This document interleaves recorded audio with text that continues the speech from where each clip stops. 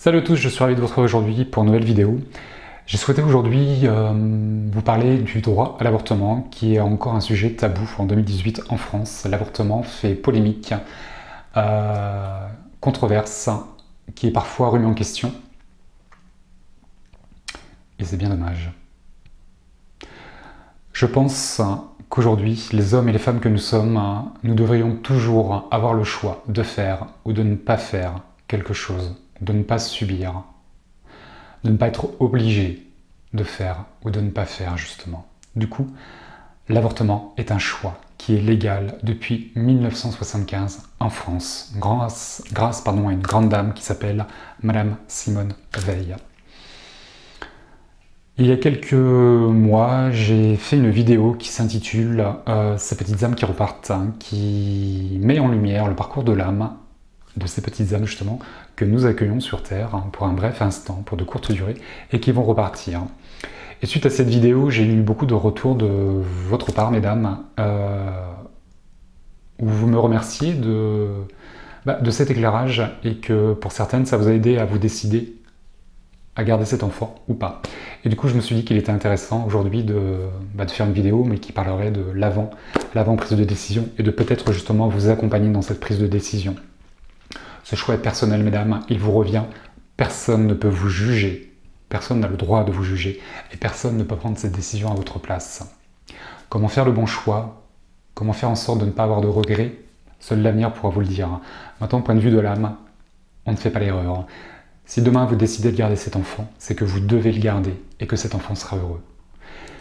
Si vous décidez de ne pas garder cet enfant, c'est que vous ne deviez pas le garder, pardon. Et que la petite âme de l'autre côté sera heureuse. Du coup, l'enfant, quelle que soit votre décision, sera heureux, qu'il soit ici ou de l'autre côté. C'est une évidence pour moi. Maintenant, c'est pour vous, mesdames, que c'est beaucoup plus compliqué, car c'est un acte qui va vous responsabiliser dans votre choix et qui aura des conséquences, qui va impacter votre vie d'une manière ou d'une autre. Pour vous, mesdames qui êtes en couple, la décision va se prendre à deux. Du coup, j'en parlerai pas.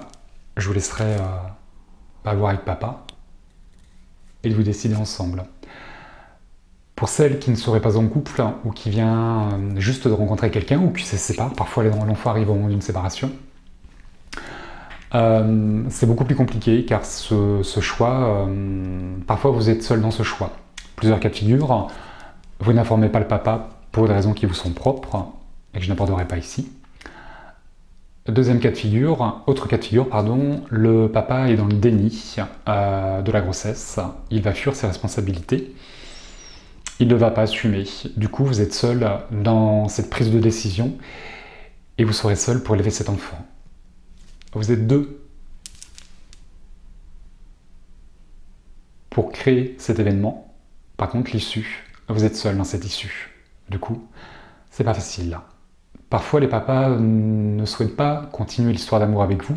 Par contre, ils vont choisir d'endosser leur paternité et d'assumer cet enfant. Chacun chez soi, garde alternée, reconnaissance, pension alimentaire, et voilà. Ce qui fait que vous êtes deux. Le cas, je pense, le plus délicat va être celui où vous serez seul pour prendre cette décision, où le père va fuir et va se déresponsabiliser et va vous laisser toute seule avec le paquet cadeau, qu'il va falloir prendre le temps de déballer, de voir ce qu'il y a à l'intérieur et de qu'est-ce que je fais de tout ça. Ce qu'on appelle les enseignements dans la vie. Du coup, c'est compliqué pour vous de vous projeter et dans les deux directions, si je le garde ou je le garde pas. Suis-je légitime de garder un enfant seul, de l'élever seul? Vais-je y arriver en termes de moyens, en termes de temps, en termes d'amour? Ai-je le droit d'accueillir un enfant et le priver de son père? Et pourquoi pas? Je pense que plusieurs personnes pourraient témoigner aujourd'hui en disant « mais j'ai un père et j'aurais aimé ne pas en avoir ou j'aurais aimé ne pas le connaître ». À l'inverse, certaines personnes ne connaissent pas leur papa et souffrent de l'absence du papa. Ce sont des choix d'incarnation qui sont différents. Du coup, tout est possible. Parfois, on n'a pas de papa, mais un beau-père remplacera le père, un grand-père, un oncle, un ami, un parrain. Des figures paternelles, aujourd'hui en 2018, on va pouvoir la retrouver, cette figure paternelle, sous diverses formes. C'est pour ça que ça fait polémique aujourd'hui en France et que c'est compliqué pour vous, mesdames, de prendre cette décision qui est personnelle et que vous êtes la seule à pouvoir prendre. Le dernier mot vous reviendra.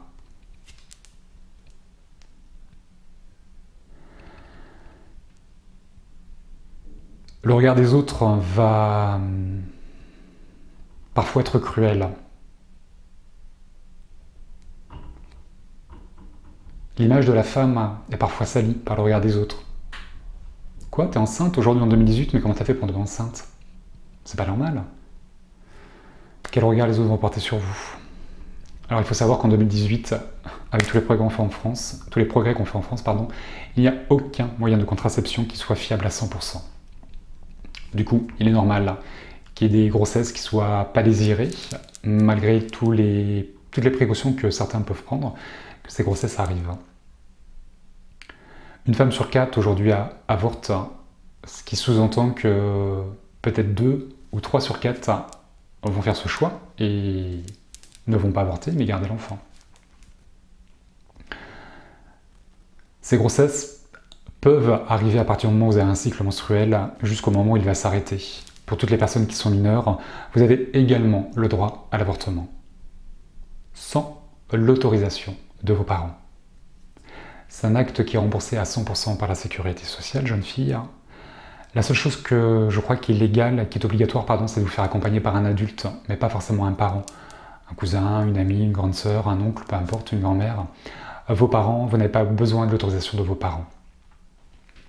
Je vous invite toutes à vous diriger vers le planning familial, qui va être une structure qui va pouvoir vous accueillir, vous écouter, vous informer. Ce sont des professionnels qui vont répondre à toutes vos questions, dans l'absence de jugement.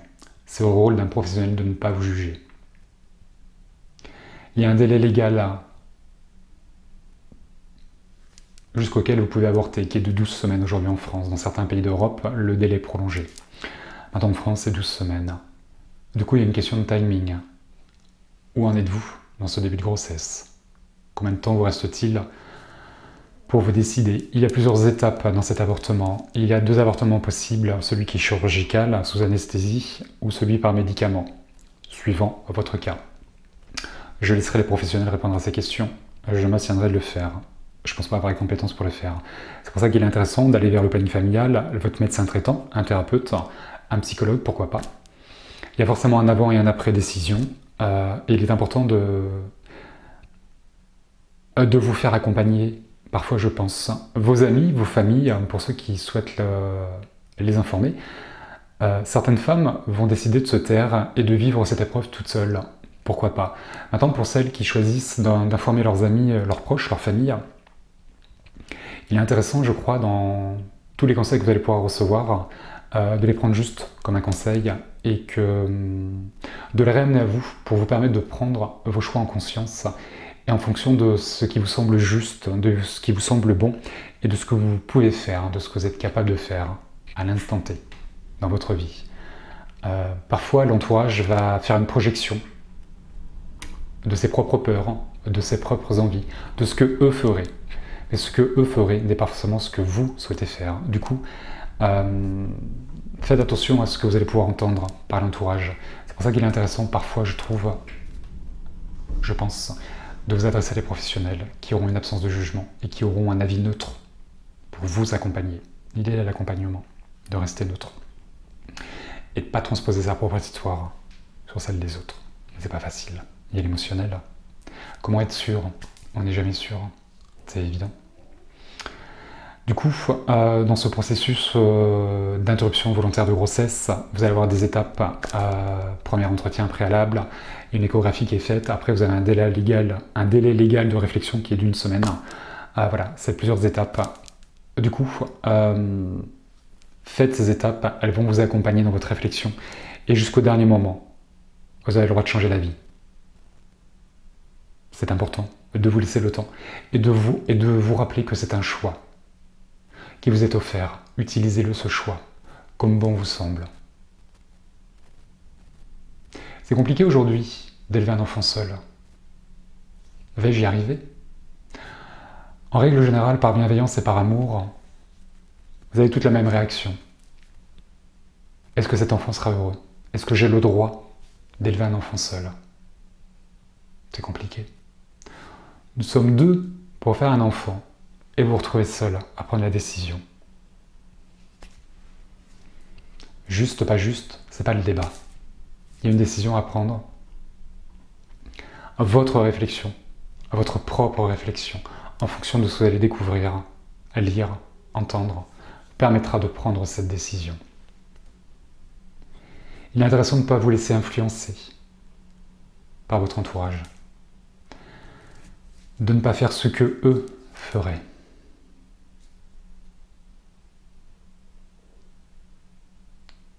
Je pense que la meilleure manière de ne pas regretter votre choix, c'est de faire justement votre choix. Et de ne pas faire le choix des autres. Mais c'est pas facile. Ceci étant, si vous décidez de garder l'enfant, ce sera la meilleure décision. Et si vous décidez de mettre un terme à cette grossesse, ce sera également la meilleure décision. Parce que vous l'aurez décidé. C'est une fois que vous avez fait votre choix, quel qu'il soit, vous le regrettez, vivez le regret. Et digérez-le, ce regret, pour qu'il disparaisse. Il faudra peut-être 20 ans pour faire le deuil de cette grossesse. Prenez 20 ans. Vous allez devoir faire un deuil. C'est évident. Vous allez perdre une partie de vous. On va retrouver plusieurs termes dans ces grossesses. On parlera d'enfant, d'embryon, de fœtus. Quel est celui qui vous aidera à faire votre choix? À vous de le décider. C'est pour ça qu'il est intéressant d'avoir plusieurs échos, plusieurs sons de cloche, plusieurs éclairages pour vous accompagner dans votre décision, qui sera la meilleure, parce que ce sera la vôtre. Cet acte ne vous rendra pas stérile. Souvent, les femmes se posent la question, quelles sont les conséquences sur mon corps? Est-ce que ça fait mal? Est-ce que je pourrais avoir d'autres enfants? Oui, vous avez de grandes chances d'avoir d'autres enfants derrière. C'est pas un acte qui rend stérile. Parfois, certaines femmes vont faire le choix d'avorter plusieurs fois. C'est aussi possible.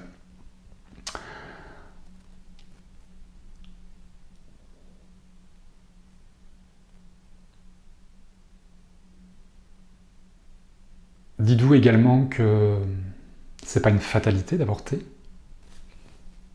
Certaines femmes dépassent cette épreuve rapidement et vont vite passer à autre chose, et c'est parfait. D'autres ont plus de mal, et on ne peut que les comprendre. Pour les mamans qui sont célibataires, qui n'ont jamais eu d'enfant, peut-être que vous allez vous dire, mais c'est peut-être la seule occasion pour moi d'avoir un enfant. Ça fait partie des interrogations. Effectivement, à prendre en considération. L'horloge biologique qui va faire tic-tac à tout âge, c'est normal. Il n'y a pas longtemps, j'ai rencontré un homme qui m'a dit que sa compagne, pour la première fois, était tombée enceinte à 47 ans. Elle a accouché à 48 ans. L'enfant se porte très bien, l'accouchement s'est très bien passé. Cette femme s'est arrêtée de travailler une semaine avant son accouchement. Les choses changent, les choses évoluent. Est-ce que nous évoluons dans nos mentalités? Pas toujours. Du coup, il y a plein de possibilités qui s'offrent à vous sur l'avenir. Comment se projeter avec cet enfant? Sur du long terme. Comment se projeter sans l'enfant sur du long terme pourrait peut-être aussi vous aider à faire votre choix. Faites-vous accompagner par des professionnels. Je pense que c'est important. Il y a une troisième issue qui peut s'offrir à vous aussi, C'est celle de l'adoption. Vous pouvez également choisir de mener jusqu'à son terme votre grossesse, de faire adopter votre enfant, sous X ou pas. C'est également une éventualité qui s'offre à vous. Du coup, il est important de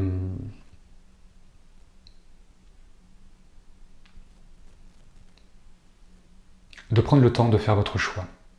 N'ayez pas un sentiment de honte, d'avoir l'impression d'être égoïste, pas de culpabilité à avoir. Mettez de côté la pression familiale, la pression sociale, le regard des autres qui pourrait vous conditionner, vous influencer, à vous écarter de votre propre choix.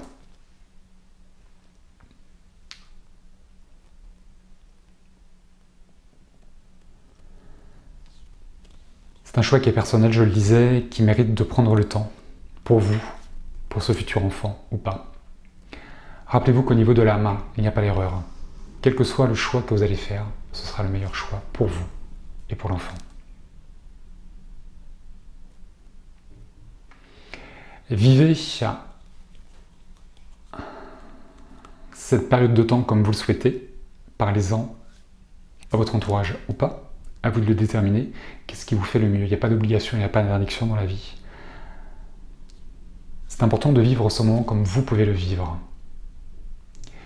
C'est une opportunité qui s'offre à vous d'avoir un enfant ou de ne pas en avoir. C'est un choix, c'est un droit qui vous est offert. Utilisez ce droit, faites votre choix en conscience, responsabilisez-vous, bien sûr, c'est évident. Rappelez-vous que ça va impacter votre vie d'une manière ou d'une autre. Comment souhaitez-vous impacter votre vie, avec ou sans cet enfant?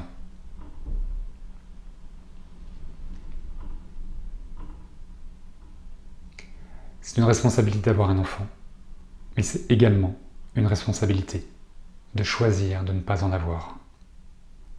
C'est pour ça qu'il est important parfois d'occulter le regard des autres.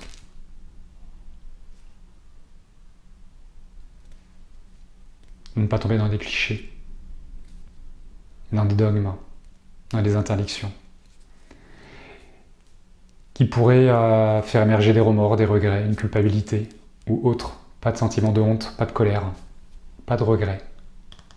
Si demain vous avez un regret, prenez le temps, vraiment, de comprendre qu'est-ce qui se cache derrière ce regret. Tôt ou tard, il disparaîtra. Il n'y a pas de mauvais choix dans la vie, c'est pas possible. Voilà, j'espère que cette vidéo vous permettra de peut-être mieux regarder votre situation, vous accompagnera dans votre choix, qui est votre choix, j'insiste, c'est important. Et de voir que plusieurs possibilités s'offrent à vous, et que le dernier mot, mesdames, vous revient de droit. Voilà. Je vous embrasse bien fort, je vous dis à très bientôt pour une prochaine vidéo, et d'ici là, prenez soin de vous.